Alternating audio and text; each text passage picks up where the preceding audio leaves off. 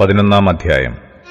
അനന്തരം ഹാസോർ രാജാവായ യാബീൻ ഇത് കേട്ടപ്പോൾ അവൻ മാദോൻ രാജാവായ യോബാബ്, ശിമ്രോൻ രാജാവ്, അക്ഷാഫ് രാജാവ് എന്നിവരുടെ അടുക്കലും വടക്ക് മലമ്പ്രദേശത്തും കിന്നേരത്തിന് തെക്ക് സമഭൂമിയിലും താഴ്വീതിയിലും പടിഞ്ഞാറ് ദോർമേടുകളിലും ഉള്ള രാജാക്കന്മാരുടെ അടുക്കലും കിഴക്കും പടിഞ്ഞാറുമുള്ള കനാന്യർ, പർവ്വതങ്ങളിലെ അമോര്യർ, ഹിത്യർ, പെരിസ്യർ, യെബൂസ്യർ, മിസ്പെദേശത്ത് ഹെർമോന്റെ അടിവാരത്തുള്ള ഹിവ്യർ എന്നിവരുടെ അടുക്കലും ആളയച്ചു. അവർ പെരുപ്പത്തിൽ കടൽക്കരയിലെ മണൽ പോലെ അനവധി ജനവും എത്രയും വളരെ കുതിരകളും രഥങ്ങളും കൂടിയ സൈന്യങ്ങളുമായി പുറപ്പെട്ടു. ആ രാജാക്കന്മാർ എല്ലാവരും ഒന്നിച്ചുകൂടി ഇസ്രയേലിനോട് യുദ്ധം ചെയ്യുവാൻ മേരോം തടാകത്തിനരികെ വന്ന് ഒരുമിച്ച് പാളയമിറങ്ങി. അപ്പോൾ യഹോവ യോശുവയോട്, അവരെ പേടിക്കണ്ട, ഞാൻ നാളെ ഈ നേരം അവരെയൊക്കെയും ഇസ്രയേലിന്റെ മുമ്പിൽ ചത്തുവീഴുമാറാക്കും. നീ അവരുടെ കുതിരകളുടെ കുതിഞ്ഞരമ്പ് വെട്ടി രഥങ്ങൾ തീയിട്ട് ചുട്ടുകളയണം. അങ്ങനെ യോശുവയും പടജ്ജനമൊക്കെയും മേരോം തടാകത്തിനരികെ പെട്ടെന്ന് അവരുടെ നേരെ വന്ന് അവരെ ആക്രമിച്ചു. യഹോവ അവരെ ഇസ്രയേലിന്റെ കൈയിലേൽപ്പിച്ചു. അവർ അവരെ തോൽപ്പിച്ചു. മഹാനഗരമായ സീദോൻ വരെയും മിസ്രഫോത്തുമയീം വരെയും കിഴക്കോട്ട് മിസ്പെ താഴ്വീതി വരെയും അവരെ ഓടിച്ചു. ആരും ശേഷിക്കാതെ വണ്ണം സംഹരിച്ചു കളഞ്ഞു.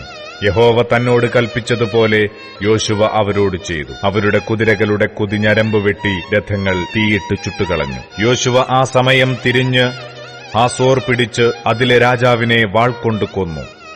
ഹാസോർ മുമ്പേ ആ രാജ്യങ്ങൾക്കൊക്കെയും മൂലസ്ഥാനമായിരുന്നു.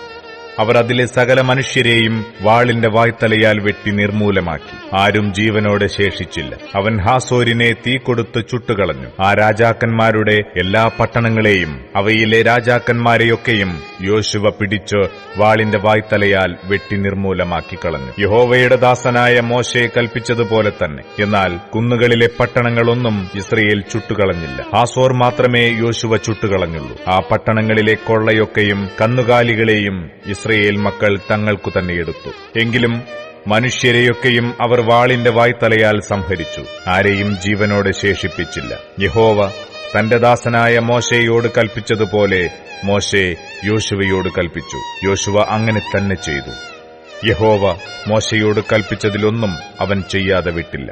ഇങ്ങനെ മലനാടും തെക്കേ ദേശമൊക്കെയും ഗോശൻ ദേശമൊക്കെയും താഴ്വീതിയും അരാബായും ഇസ്രയേൽ മലനാടും അതിന്റെ താഴ്വീതിയും സെയീരിലേക്കുള്ള കയറ്റത്തിന്റെ മൊട്ടക്കുന്നു തുടങ്ങി ഹെർമോൻ പർവ്വതത്തിന്റെ അടിവാരത്തുള്ള ലബനോൻ താഴ്വരയിലെ ബാൽഗാദ് വരെയുള്ള ദേശമൊക്കെയും യോശുവ പിടിച്ചു. അവിടങ്ങളിലെ സകല രാജാക്കന്മാരെയും അവൻ പിടിച്ച് വെട്ടിക്കൊന്നു. ആ രാജാക്കന്മാരോടൊക്കെയും യോശുവ ഏറിയ കാലം യുദ്ധം ചെയ്തിരുന്നു.